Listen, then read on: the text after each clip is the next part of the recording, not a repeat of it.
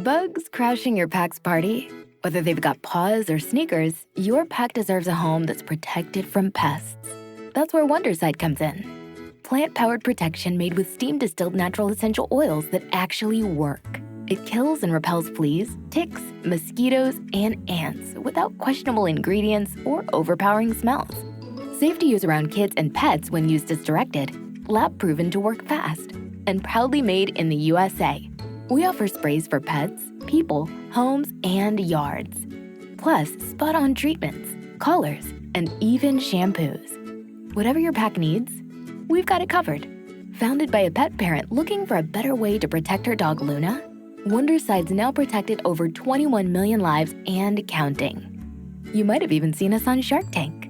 Go to Wondercide.com and use code WONDER20 for 20% off your first order.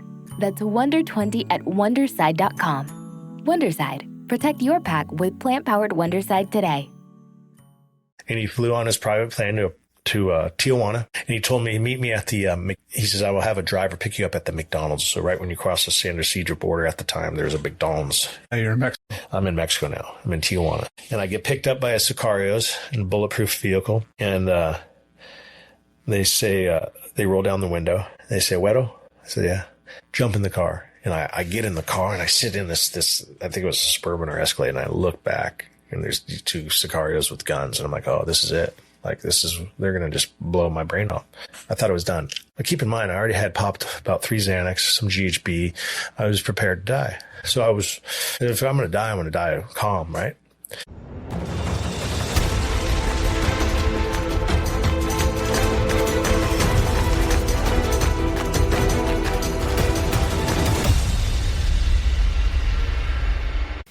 Hey, gang, welcome back to part 2 of the interview with Owen Hansen, former member of the USC championship football team, not just once, but twice. If you joined us for yesterday's episode, you found out about this guy's entrepreneurial skills. He doesn't come from a wealthy family, but he went into a wealthy environment, and he learned, I'm not making excuses for him, but he learned how to survive in that environment. Unfortunately, it involved illegal activities, but we're going to talk about how he came out of all that. Once again, thank you for coming back every week to join me here on Game of Crimes. Couldn't do any of this without you. So truly, truly appreciate your support. If you're not on YouTube yet, do me a favor, go over, check out. You'll see Owen Hansen. This is a good looking young man here. Let me tell you, I'm not going to tell you how old he is, but he certainly doesn't look his age. He don't look like Murph here, this old decrepit fat man over here with no hair. I don't know if he's got hair or not. He's wearing a hat, but still, go check him out. While you're there, click on that subscribe button for me. I'm trying to blow up YouTube this year. You folks have been very supportive on all the other social medias platforms, so we're just going to try and do that with YouTube this year. Okay, let's get back in. Owen, welcome back. Thank you for your patience, buddy. Yeah, no worries. Thanks for having me back. Truly enjoying this interview. And as we mentioned yesterday, Owen has a book out. It's called The California Kid. At the end of the podcast, you'll be able to see where you can get this. But I'll tell you right now, you can get it on Amazon. Right there, that's where I got my copy. It will not come with those pink tabs. Those are tabs that I put in there when I'm reading somebody's book and doing a little research on them. So go over and check his book out. I'm telling you, it's worth the read. It's a book that you pick up, start reading, and you'll have a hard time putting it down. So at the end of yesterday's interview, you were telling us about the betting business that you were in, that you created betodog.com. And I mean, when other bookies were being busted, you were being left alone. Is that because your servers were offshore in Costa Rica, or why did they come for them and not you? I don't think I was big enough at the time, right? That's what I was thinking. Maybe I wasn't big enough for them to look at me. But later on in life, in the book, you're going to see that they were actually watching me the whole time. They were just feeling the situation out, and you'll see what happened. I started to take bets from a very infamous cartel, one of the biggest cartels in the world at the time. And I was introduced to this member, this lieutenant for them, through one of my agents. And at the time, I didn't know what this person did in New Mexico. I just knew he was a wealthy businessman. And I started taking these bets, and I was getting these duffel bags dropped off in Newport Beach, $250,000 at a time. And I told my agent, the agent's a sub bookie, and I was paying him 50% of everything he brought in from this whale. Wow. Because in my business, if guys are losing, I can afford to pay you 50%. because they never win. So I developed this. That's important what you said. Who never wins? The people customer, that bet. Yeah, you can't beat the house. The house always has to win, right? The house always wins. Remember, we're charging you already, right when you make that first wager, you're already getting charged 10% right out the door. So you already have a disadvantage. Vegas, everyone's been to Vegas. It's built for a reason. It's built off of losers, not winners. Yep. And every time there's a new casino, guess what? It's a new loser. When I walk into a casino, I throw $20 on the floor and go to my room because I never win. Yep, just go flush it. So I knew I had an advantage. I was now this casino, right? I was that Vegas, but I was mobile. So I took my business model a little different from that Italian bookie that was only paying me 20%. I said, you know what? There's enough room for everybody to eat. Let's pay them 50%, and let's just guarantee. Let's say you're guaranteeing your customer is going to pay. Because I don't care if there's an excuse that he stiffs you or he couldn't pay you because I'm paying you 50%. So guess what? I get paid first. You collect your commission after. And that was the mentality I had. So everyone paid me. And when this guy started bringing me this whale, it's not my job as a bookmaker to do a background check on my sub-bookies players. That's not my business. They're bringing me cash. I'm paying them cash when they win. That's all we care about. Well, you're already involved in an illegal business. Exactly. At the time, bookmaking wasn't really looked at that serious, so guys are given like 1 to 2 years, but ambitious, I would say. I started taking these bets and the guy's dropping off duffel bags and I'm like, okay, you got a whale. Keep this guy happy. Is that common for people to drop off duffel bags of money to you? It's not common, but it's usually, it's usually a payment by Thursday, and it's either a wire through a shell corporation that I have or $10,000, $20,000 here or there with customers. Never in my whole time I've ever seen this happen, but I'm not going to say no. The cash is coming in. So finally, I knew it was a Sunday night, and this guy had a 5-team parlay. He's been losing for 4 weeks in a row now, and finally he's about to win. And that's my biggest thing in business. If a guy's going to win, I'm excited because now they feel like they have a hope. They can beat me. And I remember calling this sub bookie, this agent, and I said, hey, get over here. I said, 10 p.m. this game's going to be over. The Raiders are going to win, and this guy's going to crack us for like 200. I think it was like 260,000. I said, pick up the bag of cash. I said, Monday morning, I want you on his door. I don't know where he lives, but wherever he lives, I want you to give him that bag as soon as he wakes up. He's like, why? I said, dude, this guy's been losing for the last 4 weeks, and he's given us close to $1 million. I said, let's pay him like he pays us. And no one understands that mentality, but I want it to be the same way. If you win, I want you to get paid. If you lose, I want to get paid. It's a business 101. Right. So I told him, 8 a.m., I don't care. Have a cup of coffee for him. And that's what he did. And after that opened the can of worms. That's where this thing started to take a turn. And that's why we're together today, because he came back and he says, my uncle really liked the way you did business. And I said, your uncle? He goes, yeah, that's my VIP customer. I said, okay. And then he handed me this encrypted phone. And I said, what's this? It was a BlackBerry. And he says, this is an encrypted phone. This is the password. My uncle wants to speak to you. Like, what do you mean he wants to speak to me? Are you thinking he's going to place bets with you? Yeah, I didn't know. At the time, I'm just like, okay. I'm like, am I using my black market concierge service for him? Like, what does he need? I said, does he need a trip to Cabo? Like, I don't understand what he needs me for. And he said, Wedo, I really like how you paid me on Monday. That was good business. He says, I understand you're a big bookmaker in the United States. And this is not on the phone. This is through an encrypted message through a phantom secure phone. And I'm learning the system. Like, you got to put 2 codes in. There's 2 passwords. It's encrypted, blah, blah, blah. You can't even speak on this thing. The microphone's taken out. The GPS is taken out. And every time you send a message, it goes through this encryption and your message is deleted. And I'm like, okay, well, this is pretty high tech, whoever this guy is. I said, well, what do you need? I'm thinking, he says, I understand you probably have cash all over the United States. Would you be willing to help me move some money and pay some of my employees in Mexico or in the United States? I said, well, whatever you need. He goes, I'm willing to pay you 10% of anything you move for me or anybody you pay for me. easy, Steve. He's like, I have a safe house in San Diego. I need to pay a worker $100,000 over there in cash. Like, easy. Like, I'm going to make $10,000 just to drop off $100,000, like in a day. Like, not even a day. What is it going to take one of my runners 2 hours, right, to drive south? Now, are you paying with your money, or they're paying with my money? cash? Okay. So you got to remember, as a bookmaker, you have to have cash all over the United States to be able to pay your customers. So I have cash everywhere. So California is really easy for me because that's my hub. So when he says $100,000 down in, I think it was Vista, I said, no problem. So now he owes me $110,000. And what was so beneficial to me, he says he could wire the money anywhere internationally. For me, that's good. You got to remember, I have my office in Costa Rica. So now I'm able to pay my employees and not have to worry about bringing money down there. Because before, I was old school. I would bring 10 of my friends. I'd give them $10,000 each, and they would fly on the plane.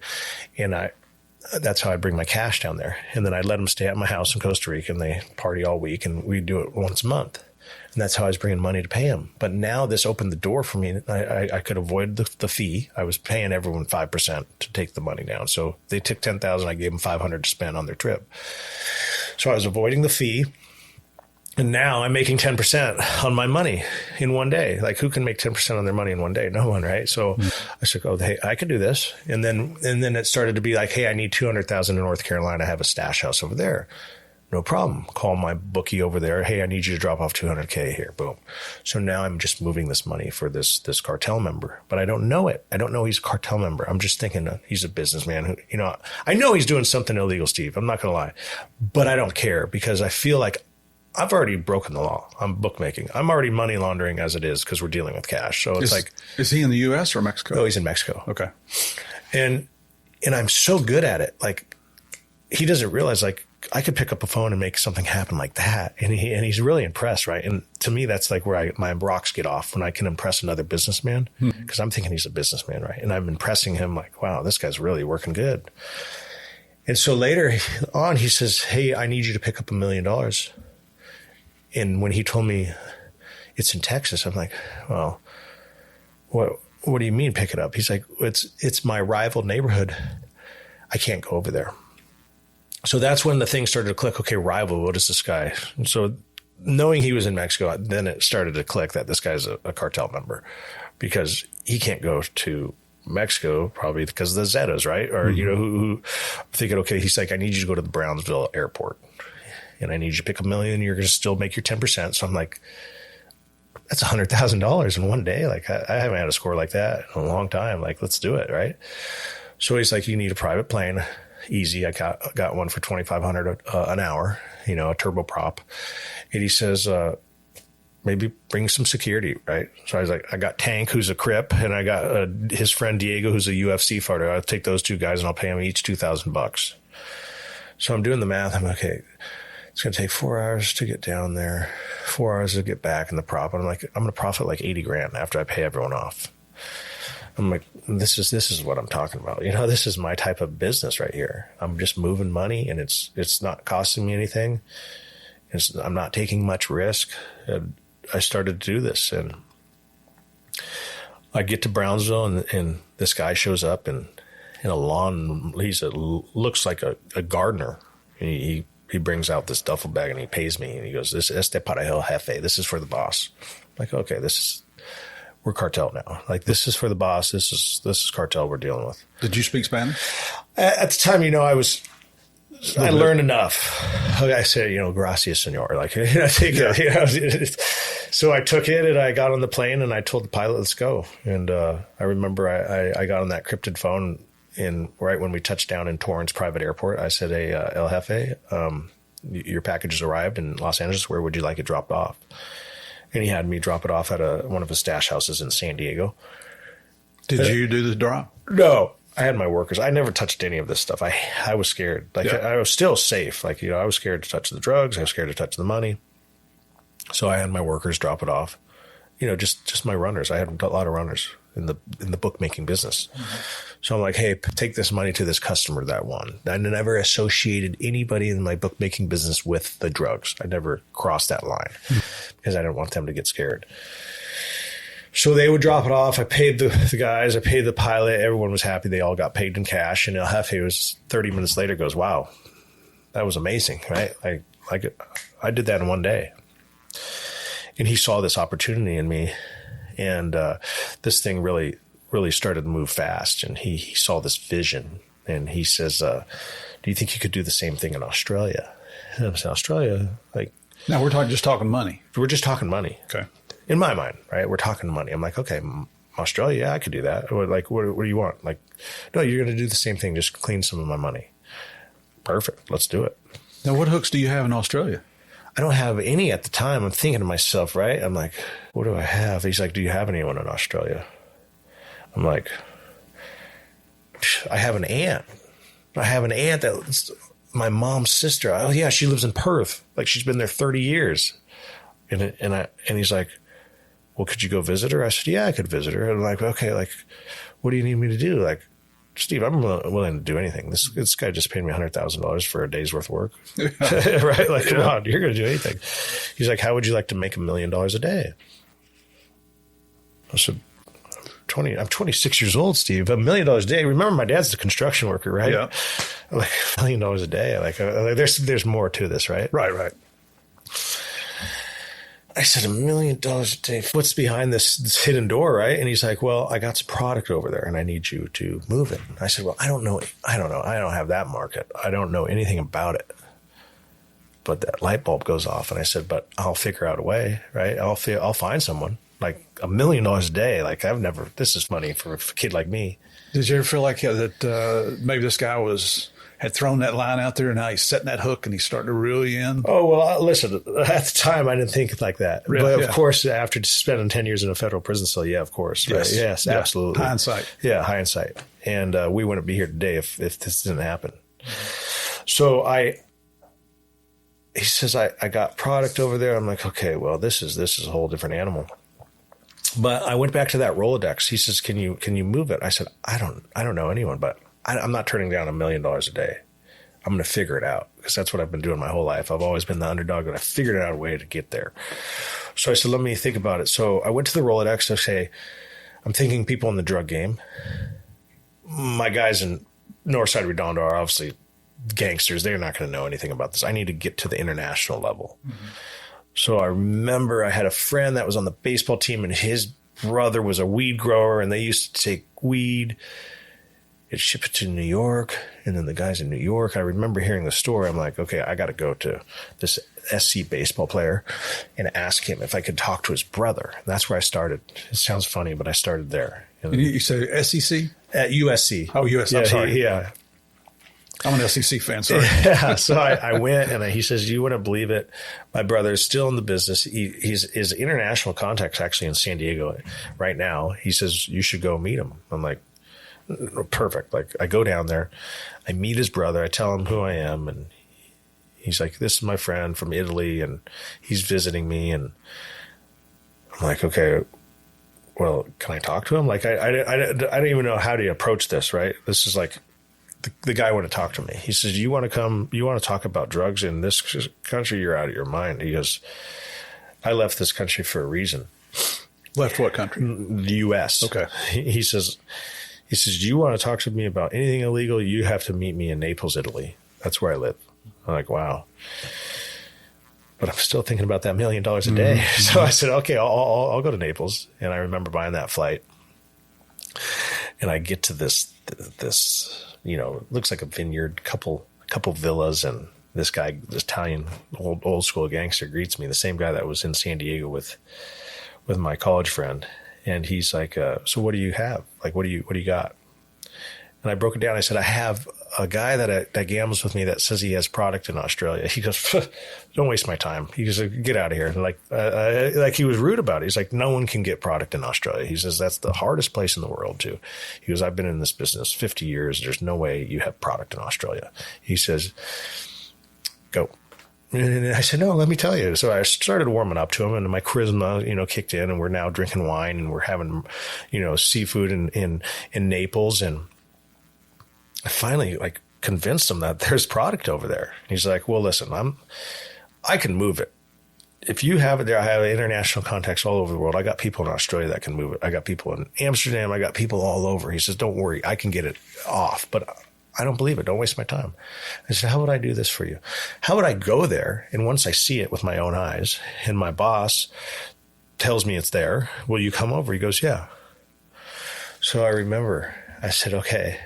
I told El Jefe now that I said, I got a guy that can move it. And I flew over and he's like, well, where's your guy? I said, he's not here. He says he's not coming over until I see the product. He goes, this is El Jefe. He says, don't waste my time. The product's there. Get your guy over there. And I didn't see it yet, right? Mm-hmm. So, but I lied to this, we'll call him Uncle Louis because he's from Italy. I said, Uncle Louis, this product's here. Get over here. And I'll never forget this day. He told me the first test run, I had to get this, El Jefe said, get a hotel room at the Four Seasons. What city? This is in Sydney. Okay. And I was so scared because I don't want to be around the product, right? And I told Uncle Louis, you got to get a room right next to me in the Four Seasons. So I went in, checked in, got a room, and Uncle Louis got a room right next to me. And I said, as soon as this package gets dropped off, Uncle Louis, I said, you got to come over and take it because I'm not touching this shit. You know, I already knew. I looked up the statute. You get caught with a kilo or more, you go into prison for life over there. Mm-hmm. I was scared. Strict. Yeah, they do not f around. And he came. He knocked on the door, and there was a guy in a DHL suit, and he just dropped off the package. I'm like, okay, cool, DHL. Open it up. I said, Uncle Louis, get over here. 10 kilos. Boom, right off the top. And he looked at me, and he said, nephew, you just became a millionaire. I said, are you serious? Like he could tell by the smell. That same smell we were talking about. Acetone. Yeah. He says, you just became a millionaire. And I was like, get it out of here, Uncle Louis. Just do what you got to do. I'm just like nervous now. You know, I'm stressing. I'm sitting there just on the bed, just waiting. 30 minutes later, he comes back. $1 million. 100,000 a kilo. That was the wholesale price that I sold it to him for. El Jefe charged me 50,000. I charged 100,000. And Uncle Louis, I don't know what he charged. That wasn't my business. So I now had $1 million in my presence. That was the first day. The next day was 20 birds. The next day was 20 birds. The next day was 20 birds. And all of a sudden now we have all this millions and millions of dollars now. And you got to remember, I think of like 26, 27 years old, Steve, and I'm like, I'm staying in this apartment in Darling Harbor in Sydney, and it's just this little studio, and I have so much cash filled in my kitchen, in my dishwasher, in my attic. I don't know what to do. Yeah, and it's not like you see on TV where $1 million fits in a suitcase, is it? No, these are $50 bills, man. That's a whole lot of 50s. A whole lot of 50s. And I had a money counter, and I had to count it. I had to verify it was there. Sometimes these stacks would be off like by $10,000. Sometimes they would be plus 20,000. I mean, it was all over the place. And it takes so much time to count that money. I would spend 6-7 hours a day counting money. Like, people don't realize how much. Right. $50 that gets jammed up. It doesn't count right. You got to run it again. It's a headache. Mm-hmm. That was scarier than the cocaine. Just knowing you're sitting on all this cash and you're now working for somebody that's a lot more powerful than you. And who knows, besides you and Uncle Louis, who knows that you've got the cash stashed there? No one knows. No one knows. Really? Yeah, no one knows at the time. Because you would have been a prime robbery. I'd be great. Dude, I would be robbed for sure. No one knows. And Uncle Louis and I are popping Xanax. We're drinking wine every night. We're stressed. He's staying in an apartment down the road. I got mine. He's keeping his money there. He's going through it like I am.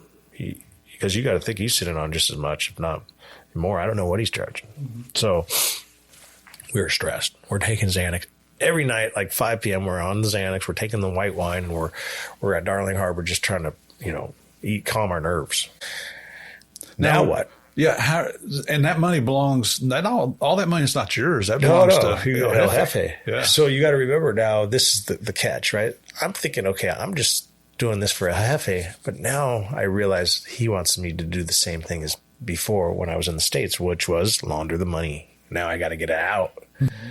I don't know anything about getting money out internationally, but I got to find out a way, right? Yeah, I got to figure it out. Yep. And I said, man, where do I go with this? I called my accountant from San Diego, and I said, I got a problem. I got a gambling customer, because remember, never talk about drugs with anybody. That is like the biggest sin in the world. That's so taboo. I got a taboo, right? I called my accountant saying, hey, I got a gambling customer that's a whale. The guy's lost like $5 million. He's got another $5 million to play with right now. I said, can you help me clean this? Get it out of the country. I don't know how to do it. He flies over with my best friend from volleyball at USC, one of my best friends. He flies over with his father-in-law, who's captain for a fire department. They're thinking this is legal gambling money from a gambling customer, because they looked up the laws, and gambling's legal in Australia. I lied to him. But listen, I got to figure out a way. So they're there. I put them up in the nicest hotel. I get them the nicest dinners and wines, and I'm just like treating them. I said, this trip's on me. They didn't ask for a percentage. They just wanted to be wine and dine and help. You know, this construction kid just hit big, right? Wow. Has this whale for a customer. And I convinced them. And they said, this is what we're going to do. We're going to buy euro notes, the $500 euro notes, and we're going to buy gold. This is my accountant's idea. He says, we'll start buying that with the cash. Each of us will start with $50,000 a day, and we'll go to every gold store and buy as much as we can without getting identified. Keep under that $9,000. And then we're going to go to the exchange spots, and we have these fake IDs that are U.S. passport cards that no one knows about at this time. They just came out with these fake names. And we're going to use those to exchange our cash for euros. Why euros? At the time, a euro was worth $750 for every 500 euro note. So if you got a $500 euro note, that at the time was $750. So what we did was we took 50,000 cash and exchanged it all for the 500 euro notes. And then we came back to my studio, and we bought comic books, and we put those euro notes between the comic books, and we vacuum sealed them. And then we threw them in an eBay. At the time, eBay was big. We threw them in an eBay envelope, put the eBay sticker, the comic brand, and we sent the money to all these P.O. boxes we had set up in the U.S. Why comic books? Because we figured if someone's buying something from someone in Australia, like, why not comic books? Like a collector's Yeah, item? like a collector's. So no one's going to question a comic book. And when it's going through the U.S. Post, or the Australian Post, it's called a U.S. Post, no one's looking at the legal envelopes. You know, they're thinking people are hiding money in different things. And like at the time, no one's thinking a legal envelopes filled with cash, right? Especially euro notes. It worked 100%. Never had one picked off. And then we're like, okay, this is taking a little long. We're running out of euro notes. Everywhere we've gone, they're out, you know. We bought all the euros. And then we're like, okay, let's start doing the 1 ounce round gold coins, because we can use the Ugg boots, which is from Australia, and we'll put the 1 ounce rounds, 4 of them, inside the Ugg boots, and we'll buy the extra sole where we'll glue it on top. And once we ship these Ugg boots, we go to the postage store, UPS, or they're going to just think we're just sending gifts. So we'd go to different locations and send these Ugg boots as you know, gifts from Australia. Everyone knows Uggs are from Australia. Oh, yeah. So we had girlfriends, wives, and everyone had Ugg boots. Father had Ugg boots, every size and color you could imagine, man. I should have opened up an Ugg store. So we have all this gold coming in. I'm like, man, this is taking way too long. Like, what's next? Bank of China. Bank of China is just as shady as they sound. $50,000. You could walk into Bank of China with $50,000 cash and wire anywhere on the world. And we figured that out because we were storing our gold in the safety deposit boxes. And my accountant asked him if they do international wires. They said, yes, we do international wires up to $50,000 with cash. So he went back and he had these fake IDs made with different names with the U.S. passport cards. So we had a way to get our money to the U.S. through the Bank of China network. And we started coming in with different names. And there was 3 branches in Sydney, and we'd go to each one, you know, once a week. And we started doing 50,000 at a time. We just started sending this cash to shell corporations. And we're like, okay, this is how we're going to do it.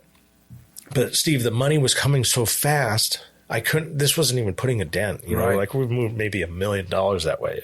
It took too long. And I was dating this Mexican girl at the time, very high class, met her in Vegas, and she had a lot of good, like high dollar clients, like not clients, but friends. Mm-hmm. And I remember I reached out to her and I said, hey, I got this gambling customer of mine in Australia that I have this cash. I don't know. Do you know anyone that could maybe help me get it out of here? Like, do you have anyone? Like, I'm thinking like maybe she knows someone that's in the casino business. Now, are you doing this on open phone lines? Yeah, this is open phone lines. Okay. Yeah. Because remember, I don't know anything about hiding. Okay.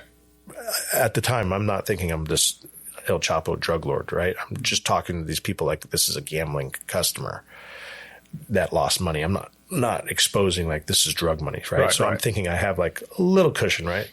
So I tell her and she's like, I got a gambler that's a high roller in Vegas. This is what he does. Maybe you should meet him. I said, perfect. That's exactly what I wanted to do. That was what I was thinking. If we could gamble it through the casinos, we could launder it that way. And I said, I want to meet him. Bugs crashing your pack's party? Whether they've got paws or sneakers, your pack deserves a home that's protected from pests.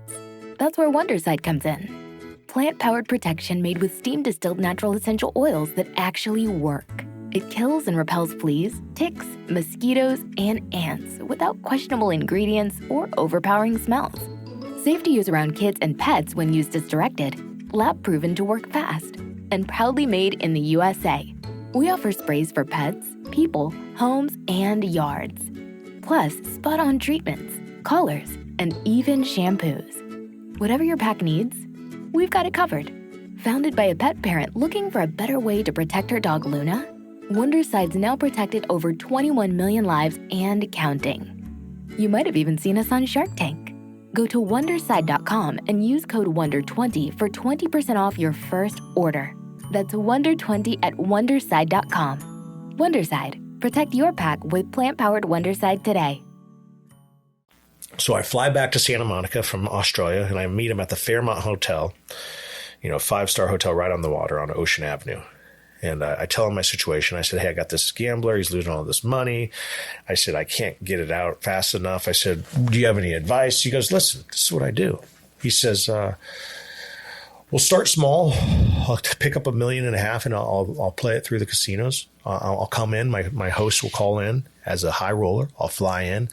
I'll get a comp room, and they'll let him know I'm coming.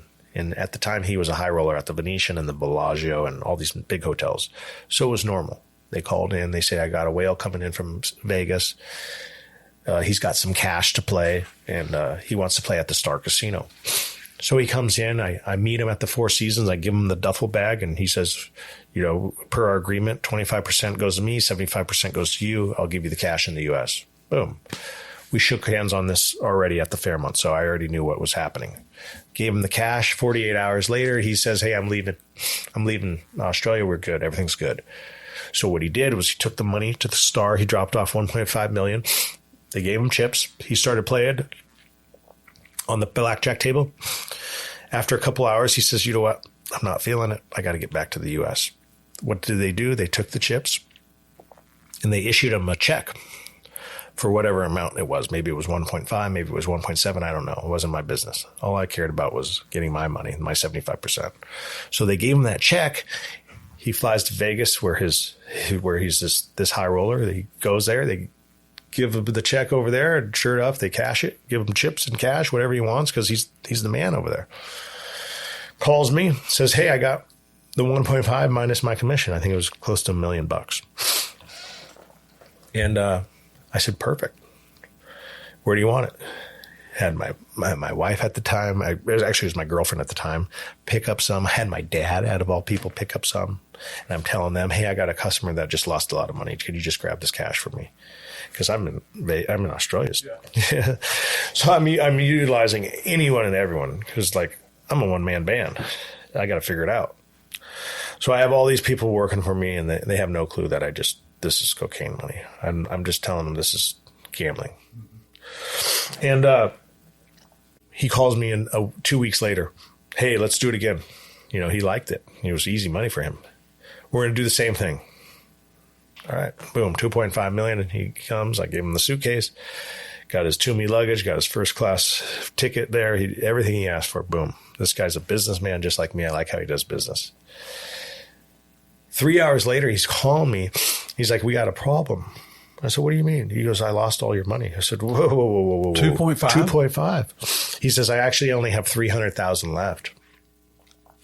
I said, no, you don't. I said, you have 2.5 million minus your 25%. That's all you have. You should have the rest for me. I said, we went in this. No, I got to see you. I said, I'm not buying it. And at the time I was with my personal trainer, we were working out, and I said, hey, we got to go to the Star Casino. I don't believe this one bit. He goes, I got a pit boss over there. He goes, we'll find out if he really lost it. I said, let's go. And we meet him, and he's just shaking like a leaf. I'm like, you got 300,000? I said, give it to me. I said, you're not spending that 300. He goes, no, I don't have it. I have it at the room. I said, well, we're going to go get it. And I said, right now you're going to sit down because we're going to check and see if you really lost this money. We're not buying it. So my trainer goes and talks to the pit boss, and sure enough, the guy said he blew it. I'm like, nah, there's something fishy about this. This guy probably worked a deal with the pit boss. They took the money, and they're doing something shady. I said, we got to look into this. I said, but first, let's take that 300,000 he has. Let's get him to bring it to us. Let's get that out of his hands. He's not losing anymore. No one knows that this is the cartel's money, right? I can't tell anyone that. So I tell him, okay, we're going to get a room at the Hilton Hotel on George Street. I said, you're going to go grab your 300, grab your passport, and meet us over there because I can't have you going anywhere until we figure out this situation. And so this trainer and I are like, man, what are we going to do? Like, I said, well, what we need to do is we need to get the money out of my apartment because he picked up money at my apartment before. So he knows where I live. I said, I got a lot of money in there, but I got a $700,000 suitcase that I know what we'll do. We'll take that 700 and the 300 and it'll be $1 million. Take that $1 million, put it in your farm where you live. This is my personal trainer. Because my idea was like, okay, let's just start getting some of this money out of here. And so he comes to my house and we're waiting for him to call saying he was going to the hotel. And finally he calls and he says, I'm on my way over. And I tell my trainer, okay, take this suitcase, 700, take it to the hotel. As soon as you get there, put it in the safety deposit box. This guy's going to meet you. Take the 300. Now you got $1 million. And we're going to take that and put it away. And as soon as he gets there, call me. I'm going to come up. He never called. So, he called, but he never came. So my trainer's on the way there.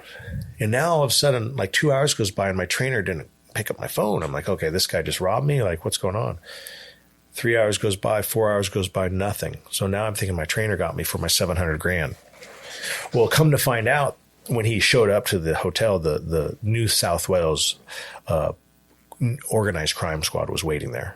And they picked off my trainer with $700,000. They said, we got a call that you have a gun in the room. We need to check your bag. He didn't have any gun, but he had $700,000. So now I just lost $2.5 million of the cartels, along with $700,000 that I had. So now I'm down $3.2 million in one day, Steve. And I don't know any of this yet, and I'm freaking out. I finally, 5 hours later, goes by, and I keep calling, and Sean's phone is answered, but it's not answered by him. It's answered by a female. And she says, hi, this is Carolyn from the New South Wales Police Department. Can you come to the station, please? To me. I'm like, I'm not coming to no station. I said, I'm all the way in Bondi Beach right now. I said, I'll come tomorrow. Okay. She knew me as Junior because my name was saved in his phone as Junior. She's like, okay, Junior, we'd like to see you tomorrow. Now I'm freaking out. Now my guy's arrested. He's in jail. Obviously, I know that the 700 he got picked off because she called and she answered saying we want to know about the 700,000. So now my mind's going, holy shit, I got to get out of Australia. Comes out, finally gets out the next day on bail, and he's like, hey, they got the $700,000. That guy RJ, he called the cops. Dude, this is bigger than it looks. I said, what do you mean? I said, we got to get that money back, man. He's like, dude, I don't know how we're going to get it back. He's like, man, maybe we pay a barrister off. I got a lawyer. That's what he tells me. He goes, I got a guy that has a lawyer that could get us this money back. I'm like, Steve, at the time, I didn't care. I get anything, $1, anything. I need to get this money back. I'm just freaking out. This is not my money. So did he lose it at the casino? That's what they say. Okay. I mean, you're going to see later on in this story, but yeah, that's what they say, Okay. So 2.5, 700 now, 3.2, I'm in the hole. and I'm like freaking out. I'm thinking I'm going to be a wanted man in Australia. I'm like, I got to get out of here. So we finally, right before I got on the plane, he says, I got a lawyer that's going to be able to get us the $700,000 back. We're just going to have to make this story up. We'll put together a story. By the time you get to the U.S., we'll have it all figured out. Don't worry. We're going to get it back. I'm like, okay, at least I'll get something back, right?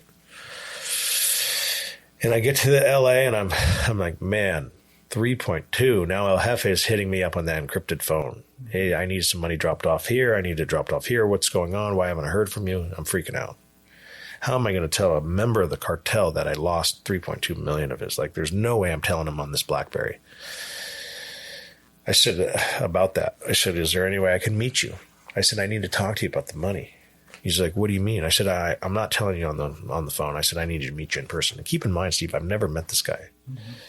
So I was like, okay, there's no way I'm going to tell a man on the encrypted phone that I lost 3.2. I'm going to be killed. I need to be able to see him so he sees that I'm not lying. Like, that was the smartest thing I ever did, because if I would have played with him and just beat around the bush, I would have been killed. I know I would have been.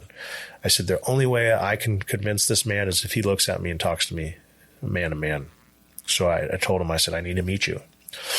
And he flew on his private plane to Tijuana. And he told me, meet me at the he says, I will have a driver pick you up at the McDonald's. So right when you cross the San Ysidro border at the time, there was a McDonald's. So now you're in Mexico. I'm in Mexico now. I'm in Tijuana. And I get picked up by a Sicarios in a bulletproof vehicle. And they say, they roll down the window. They say, Wedo? I said, yeah. Jump in the car. And I get in the car and I sit in this, I think it was a Suburban or Escalade. And I look back and there's these two Sicarios with guns. And I'm like, oh, this is it. Like, they're going to just blow my brain off. I thought it was done. But keep in mind, I already had popped about 3 Xanax, some GHB. I was prepared to die. So if I'm going to die, I'm going to die calm, right? I'm going to die calm. There's a new saying for sure. Yeah. So I remember we got this entourage now, these vehicles pull in, a Hummer pulls up, and that's El Jefe in the front, and they got these armored vehicles following. So we got this entourage. It's feel like when we were at USC, when we used to go travel to the Coliseum. Yeah. That's what it felt like. The first time I felt like that in years. And so, they take us to this town called Puerto Nuevo, which is a small lobster town. And it was like, I think it was like a Monday or Tuesday, and the whole restaurant was closed, and the whole town was deserted. It was like, man, what's going on? And we went into Puerto Nuevo number 1, and there was only one lady making tortillas and one waiter, and he had a table, and they're all his Sicarios. And I met him for the first time, and I shook his hand and told him who I was, and I had my driver's license to show him, like, this is me. I'm not hiding. This is where my family lives. Like, he already knew all that. Come on. You think he didn't do his homework? And I sat down and I told him the story. He already knew, though, Steve, because the articles were already out in the Australia Times and the Sydney Times and the Sydney Herald that this bag of cash got picked up. So I guarantee he already knew. This he's resourceful. And I told him the story, just how it went down. And he's looking at me, and I knew he was reading me. He was feeling me out, seeing if I was lying. And he believed me. I mean, I wasn't lying. I was telling him the truth. And I think that's what saved me, being able to tell him man to man that how it went down. And because he already saw me launder the money. He saw how quick it was happening with that 1.5. So he was happy. But you got to remember, I was more of an asset to him than being a dead man. Right. So he told me, he says, Wedo, you don't worry, man. You don't owe me 3.2 million. You owe me 4 million. He says, but you work for me now. He says, I'm going to give you some time off. He says, run your business, the bookmaking business, like you've been running before you met me. And 2 years from now, we'll start to work again, and you're going to owe me 4 million. Why did he bump it up to 4? Interest. Okay. It's business. Just like those Serenios used to bump up, the chart. It's just business 101. So it's 25% he's making on the money, and do the math. I work for him now, right? So I ran that business. I ran that bookie making business, Beto Dog, just like business was usual. But now I had the backing of the cartel. Yeah.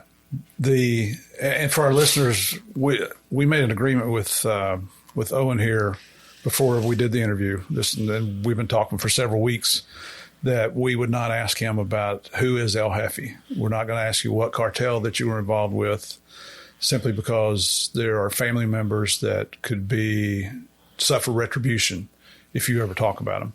So that's the reason we're not telling you who or what. I don't know, and I'm not asking. So just want you to know that's why I'm not identifying anybody here. So for 2 years now, is it 2 years that you're just running the betting business? Running the Beto Dog. And it was great. I'll tell you why it was so good, Steve, because now I could take any bet. I had El Jefe's backing, right? So now my business had blown up. I went to Macho Sports and got all his clients and all these bookmakers that were getting picked off. I was taking over, and everyone knew me as this black market bookie that would take any action. I took a $250,000 bet on a Super Bowl game. What's the incentive for the bookies that have been arrested to give you their clients? Kickbacks. Oh, you're paying them. Paying them envelopes, dropping off envelopes for them because they can't book ever again, and they know they're being watched. So we'd have a runner drop off an envelope of $25,000, whatever the players. We just kept them as far away from them as they could, and we just kept a tally. If they ever wanted to log in, they could look in the software and see what their players had lost. Wow, that's I mean, you think about the illegal businesses, and you're actually an honest guy in the illegal business. Very honest. You just kind of presume that if I'm doing something illegal, I'm going to screw you eventually. Most people do. You're right. But I told people I ran my business like I ran a Fortune 500 business. I was honorable. Everything I did, I was honorable. Look, I'm paying back El Jefe eventually. You're going to find out I pay him back. But that's how I was raised. That's how Big Jim taught me. Are you making payments to El Jefe during that 2 years? No. He just said, hey, just do your thing. He said he didn't want to affect my money to run my business. And I appreciated and respect that because now I was able to not worry about that. Did he reach out to you occasionally, just say, hey, what's up? No, like he was still betting, so I still had him betting with my bankroll. And it's not like I was like, it just didn't feel right. But he said, business is business. Don't worry. Just keep running. And that was a relief for me. Wow. And then during that 2 year period, any cocaine dealings or any illegal narcotics? No, nothing illegal. We just took it off. He says, you're hot. He says, people are watching you. And he was right. But he didn't realize that they were watching me, and I didn't realize they were watching me, but they were watching me this whole time. 2 years is a long time. They were waiting. And they were building this case because they were getting information from Macho Sports, from all the people that got indicted. We're obviously talking per their agreements. And I knew they were watching, Steve, but I knew I had to pay back El Jefe. The reason I knew is I had so many contacts that work for this company that were telling me, like, listen, we went to this cooperation agreement meeting with the feds, and they had your driver's license. They told us what you did, what kind of drugs you sold, were you doing ecstasy, they would tell me everything. So I knew, Steve, I was being watched, but there was nothing I could do. I had that marker of $4 million that I knew I had to pay back. Of all these dealings, whether it's the drug business or the betting business, did everybody pay you? Nobody ever tried to screw over you? My collection ratio was pretty much 90%. I had the best in the business because when I did business with you, if you referred me to a customer, I said, okay, are you vouching for them? Because if they don't pay me, I'm going to come to you. And if you don't pay me, then I don't want you as a customer. So every person that I got as a new customer had to verify a driver's license and that they would vouch. Otherwise, I didn't want the business. Because if you're bringing me Mel and you're saying Mel's good, then that means you're willing to pay Mel's debt if he doesn't pay me. And that's how I entered the business relationship with the new customer. How do you enforce that? Don't tell me about any murders. No murders. Never killed anyone in my life. I enforced it with a scare tactic.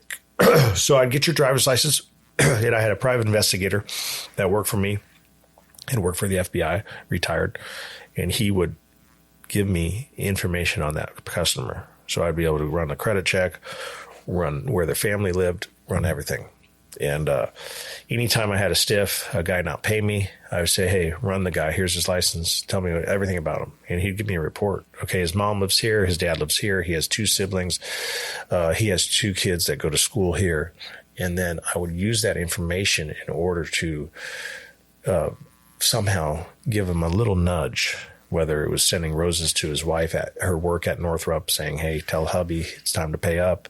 Any scare tactic I could to get them where they're calling me and saying, hey, you don't need to send them flowers to my wife. Can you tell me where I need to wire that money? You know, you had to crank it up for certain people, but I never ever put hands on people, never hurt anybody.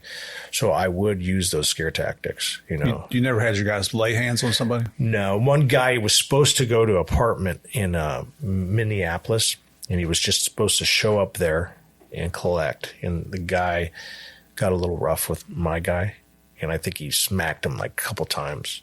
And that was the only time there was any kind of violence, right?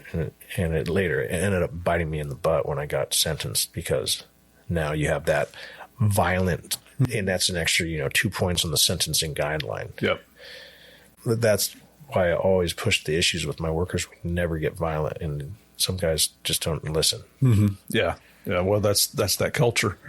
And it's interesting to sit here and hear you talk about the points on the sentencing guideline, because usually only the cops and the lawyers know about that. Yeah. But you learn, through experience, right? Yeah. Busted by the Feds book is no joke. Yeah. So at was it 2 years to the day that 2 years, I got that call. He's like, you ready? And I already knew I was going to go work for him, but I thought I was going to have to move his product for him, right? And he was going to let me use his routes. He said, no, you're not using my routes.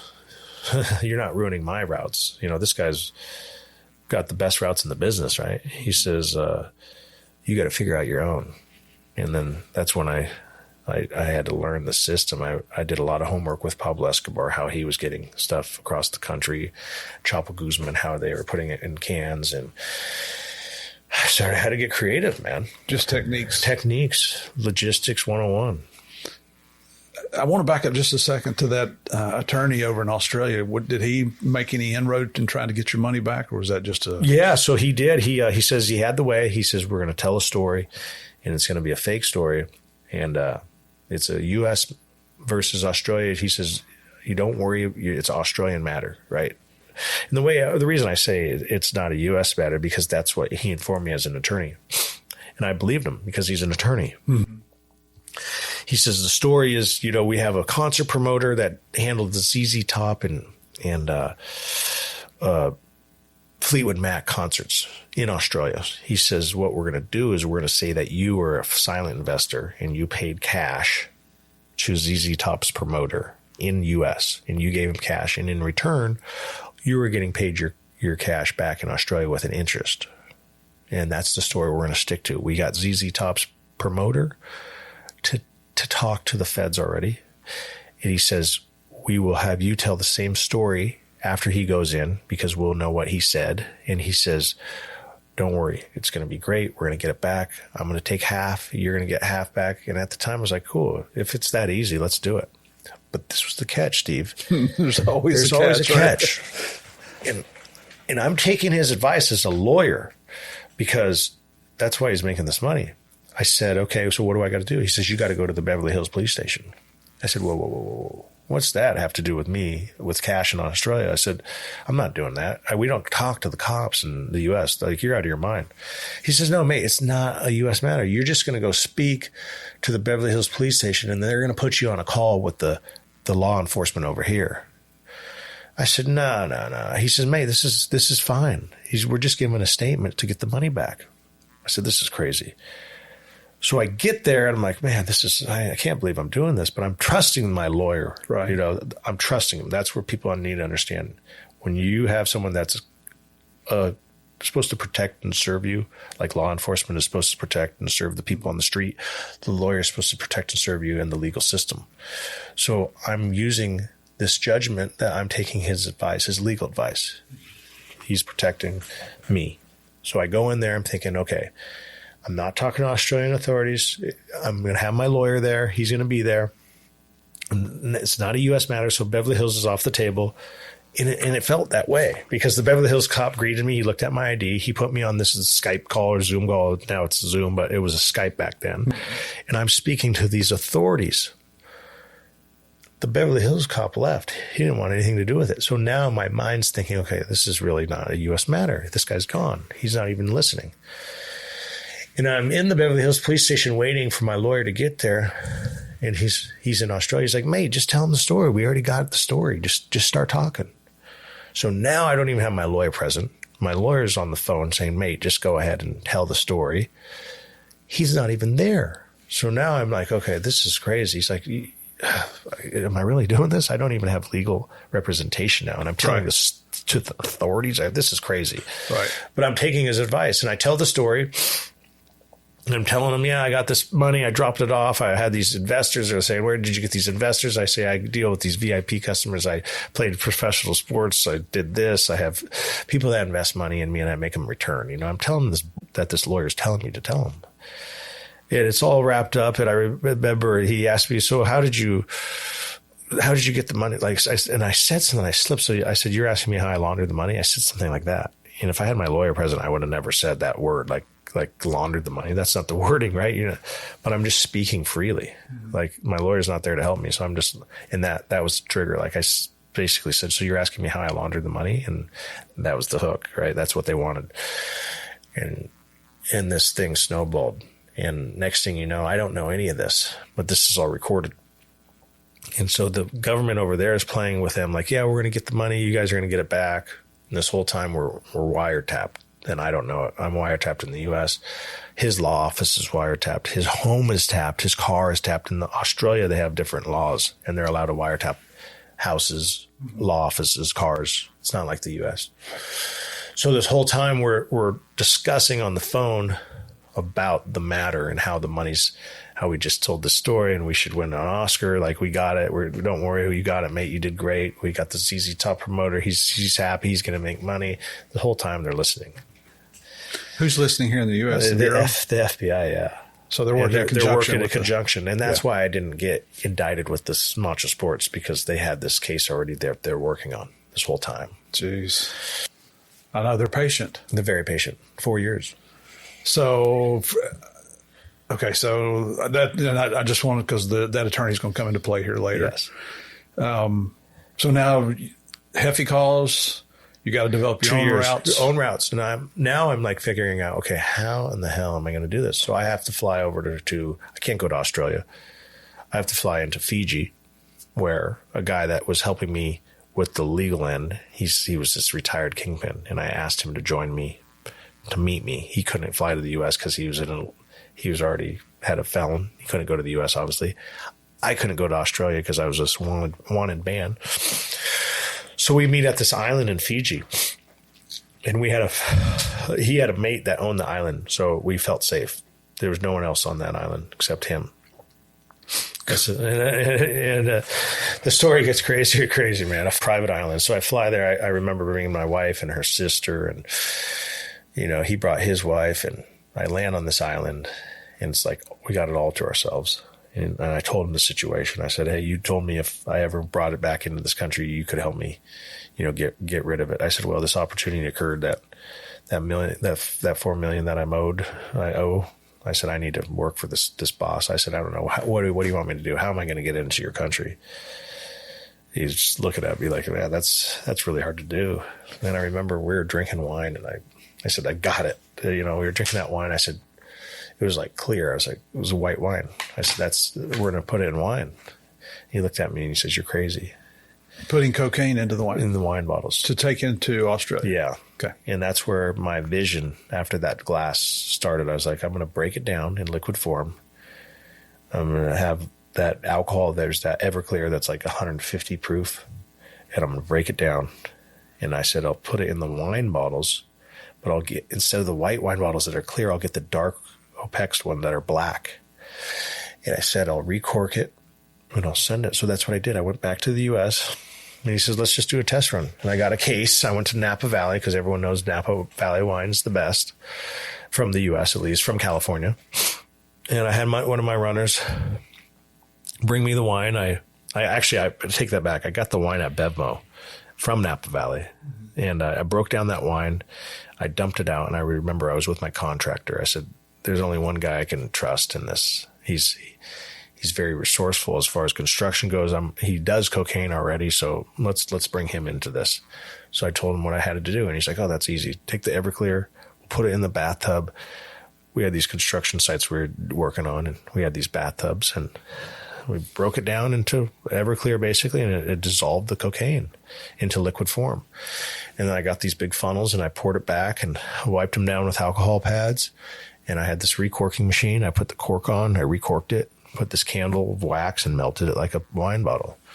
And I put the cases in, and that first one went to Australia. Had my boy over there have the address, and I remember he was on the encrypted phone. He goes, "Mate, you figured it out." And I said, "Oh, we got it." How much coke were you putting per wine bottle? I think it broke down, I want to say like half a kilo. And this is just the regular wine, regular not wine bottles. The jumbos. Yeah, I think we started with, let's see, I think we did 24 bottles the first time, and I think we tried like 5 kilos. And it's diluted, obviously, with this alcohol. But he says, "Don't worry, if we can get it in that way." He had a chemist that could bring it back and repress it. He says, "But we got to make sure it's good quality." And so I bought the product from El Jefe, and it was like 92% at the time.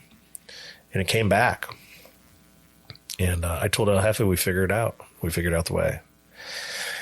But it got too good. People started seeing the money, and they realized like they're not making enough. So the chemist that was charging us $2,000 a kilo bumped his price up because he knew how much money was being made. And I needed him. What did he bump up to? He bumped it to 50%. Yeah. And I was already paying 50% to my guy. This is what he's telling me. I was already paying 50% to my guy for catching it. So it's like now we're talking, the numbers I'm making is like the same number I'd make hustling cocaine in the US. Like, what's the point? Mm-hmm. So I had to go back to that drawing board. And I said, "Man, I'm going to figure out a different way." I said, we're going to cut that guy out.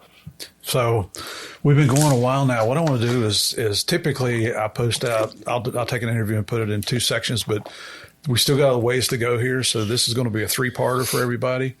I know we left you hanging there, and that's the whole point, is to get you to come back tomorrow to listen to the rest of the story. We'll finish up on part 3. But thank you guys again for coming every week to listen to the Game of Crimes. Tell your friends.